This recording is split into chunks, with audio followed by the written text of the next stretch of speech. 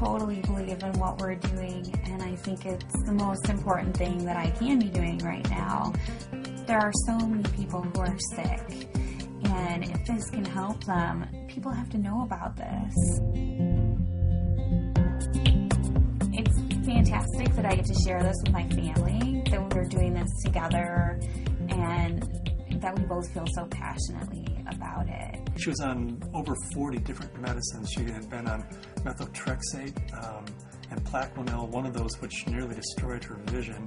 All the potent anti-inflammatories, the Vioxx and the Celebrex, and was on all sorts of painkillers and all sorts of antibiotics. She had classic steroid toxicity. Her face was the shape of a moon because there's a lot of swelling that occurs in the face. At the age of 16, was diagnosed with juvenile rheumatoid arthritis. And that evolved into a lupus condition, a diagnosis of interstitial cystitis, an autoimmune disorder.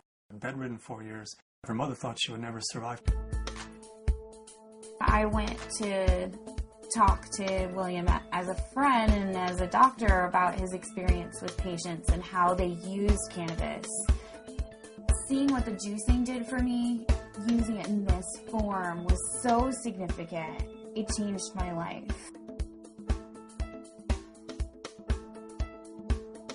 About 4 to 6 weeks after I started on juicing every day, I had no more back pain. I didn't need pain pills. I felt the best I ever had. A lot of people think cannabis and pot are not medicine. I had stumbled on an article in Scientific American, December 2004. They had an article on marijuana as the brain's own marijuana, and they introduced the idea that the body produces compounds that are very similar to those found in marijuana or cannabis. Cannabis actually goes upstream. It provides feedback from the postsynaptic nerve to the presynaptic nerve, which was unheard of in neurochemistry. All neurotransmissions were unidirectional, and all of a sudden, swimming against the force of that are these little cannabinoid molecules that tie the whole system together. The phytocannabinoids from this plant augment the body's attempt to restore and increase function to a normal level. So it mimics the regulatory system of cellular physiology. And recently the Food and Drug Administration has approved of CBD, which is a cannabinoid like THC, one of 80 cannabinoids. The federal patent compares vitamin C, vitamin E, and CBD, or cannabidiol. CBD turns out to be more potent than either of those two. The thing that I warn my patients of is, if you're going to be juicing this flower and this leaf, and you're going to be doing this high-dose, non-psychoactive cannabinoid dietary approach, please do not heat it. When you heat cannabis, you make it psychoactive, which for a large part of the community, the psychoactivity of a plant is a measure of its medical quality. But it's really quite the inverse. If you heat or age cannabis in any way, you're destroying some of the medicinal properties of it. To use the plant effectively, we have to use it the way it evolved over 34 million years, which is raw. Because when it's raw, the THC is bound up as THC acid. It requires aging, drying, so as a hunter-gatherer, we gather this plant and we notice, wow, as this plant ages, it changes character and suddenly has a psychoactive effect. I think that's the most exciting area of cannabis research, is looking at non-psychoactive cannabinoids. Because if you do heat it, you'll decarboxylate the THC acid, and you're going to have 600 milligrams of THC acid with the CBD acid. You would be unconscious probably for the better part of the week. Between heating the plant, whether that's in a sucker, a cookie, a baked good, a butter, vaporized, smoked, all of those techniques convert THC acid, which is non-psychoactive, into THC and provide you with that 10 milligram dose. But if you eat the plant raw, then THC acid is the way it's found in the plant. It's not psychoactive. The juicing allows you to get up to the 500 to 600 milligrams, which is 60 times more than you could tolerate if it was heated. This treatment is not psychoactive. People don't have to be stoned when they take it. They can take it and go to work. They can take it and play with their kids. It's hard for me to understand laws against something like green leaf therapy and to think that prednisone is legal. We're still fighting the stigma of marijuana back from the 20s, 30s, 40s, 50s. I was a prosecutor for 8 years in Mendocino County, so I know it from both as a defense attorney and as a prosecutor. The 1972 Controlled Substances Act said that marijuana has no medical value whatsoever. The federal government has a patent on its medical properties. The Food and Drug Administration has approved of it as investigative new drug. I have not found the United States to be very open about cannabis research. In order to print an article in a peer-reviewed journal, you have to use cannabis that they've certified for your study. And there are physicians who've waited 3, 4, 5, 6 years, some even longer than that, to just get a sample. The federal government's been kind of schizophrenic in the way it looks at marijuana. It says it has no medical value under that act, but at the same time, the federal government has been funding research in marijuana for years, for decades. And they've even patented certain strains of marijuana because they recognize it has that medical value. The California Narcotic Officers Association does not believe in medical marijuana. They believe it's all a big scam, and that's how they train law enforcement officers. Law enforcement is allowed to take a percentage of all assets that are forfeited and seized under the state and federal asset forfeiture law. So it takes the really enlightened and compassionate law enforcement officer to recognize that these medical marijuana laws are designed to protect patients. I was trained when someone had marijuana, you took them to jail. There wasn't a medicine use for marijuana. It's an illegal substance, and people went to jail for it. In 1996, California took a huge leap. I didn't support Proposition 215 because of the education I had, the experience I had, and what I had seen through the illegal marijuana gardens that I had seen throughout my career. Since 1996, I have changed my opinion somewhat. I believe there is a very clear medicinal use for marijuana. That being said, I believe that there are a large percentage of people who use marijuana as an excuse to either make profits or for recreational.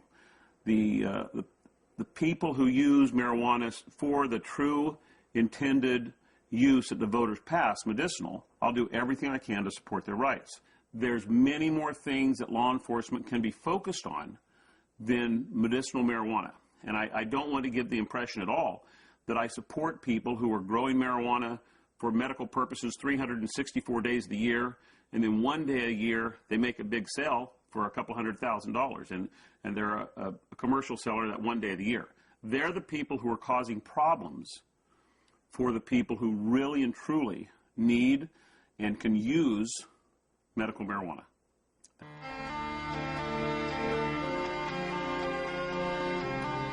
Terrifying, to be told as a parent that your child does have a tumor in her brain. It took 24 hours in the operating room. They gave us a 10% chance of survival with treatment. At the Oakland Children's Hospital, where they called me and they said they had a baby who they were discharging home. This baby had completed all treatment that would be useful for it, had brain tumor, had surgery, had radiation and chemo, and the tumors were still growing and still multiplying. And therefore they said to the parents, just take this baby home and make it comfortable, because there's nothing more that we know that will help its condition. Started to accept to the point where the illness had taken her and us, and try and find some acceptance. A month went by and I got in contact with the family, and they said, well, we just came back from Children's Hospital. They did a CAT scan. The tumors have shrunk and there are fewer of them. And they said, I'll tell you what we've been doing. We've been juicing the fan leaves of the marijuana plant and giving our baby a shot glass of this juice every day. This is like this wonderful hospice story. She is no longer on hospice. I brought the oxygen concentrator back.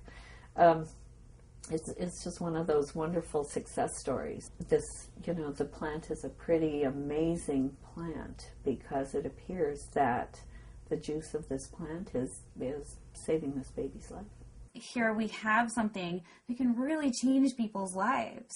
I mean, I was laying in bed, catheterized, thinking that physicians were just trying to make me comfortable. They really didn't think that there was anything more that they could do, and that I may not live to be 30, which I am now, that was the best I could hope for, the best I could hope for was taking enough methadone and Percocet every day that I just didn't feel anything at all. I had gotten in touch with Dr. Courtney because we had received a doctor's recommendation from one of his patients, and in it asked that they start juicing the leaves and having capsules and a few other items which I didn't know anything about. So after I contacted him, I was really excited to hear that there might be some other alternatives to the smoking of the cannabis. These are friends we've had in the past year.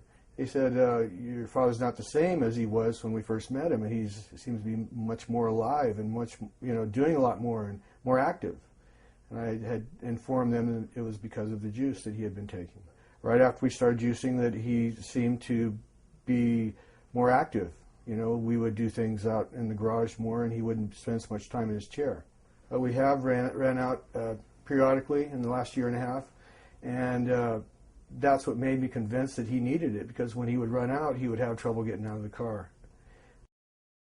I had 4 doctors tell me that I should have a hysterectomy. You either have no ovaries, or at the very least you're sterile. That my endometriosis was so bad I would never be able to have a child. Despite very potent birth control, despite being sterile, Zahaya decided she was going to come join the party.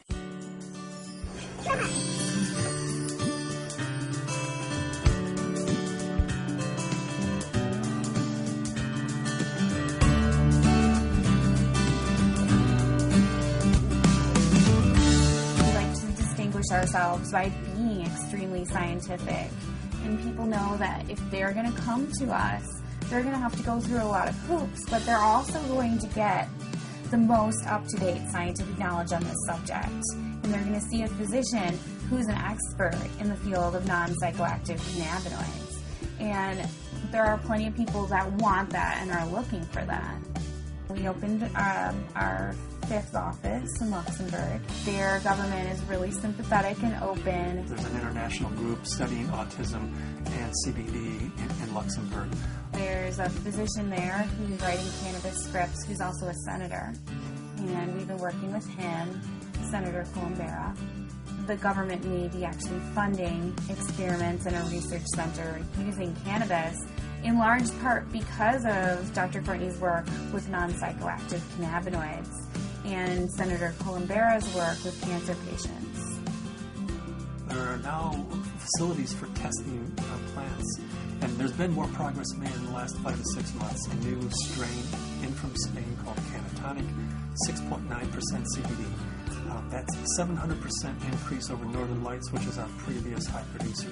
I would like to find strains that have all of the cannabinoids present in an amount that's useful.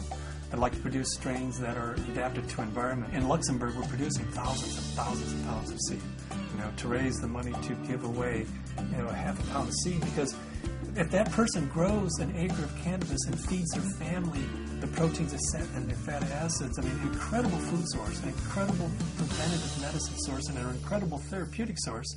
And at the same time, they're sucking 5 times as much CO2 out of the environment as an acre of trees. First, we have to change Convention Treaty Number 1, which was the convention that the UN put out in 1961 that says cannabis as a crime should be, if you have it, if you grow it, if it's in your possession, you should be in prison. That dogma has dominated the world right now. They're asking for input from the World Health Organization. I'm in the process of writing a letter stating that this is a dietary essential. It's not a criminal thing, because we have to change that treaty before we can go into Central and South America and say, you grow yourself an acre of this plant, feed your family, prevent illnesses. So Cannabis International kind of legalizing the plant globally, giving it back to people as a food source, prevent illness is so much better than waiting until you have diseases. With my own experience and all the patients that I've spoken to, I believe that it's not an isolated incident, that this is the best medication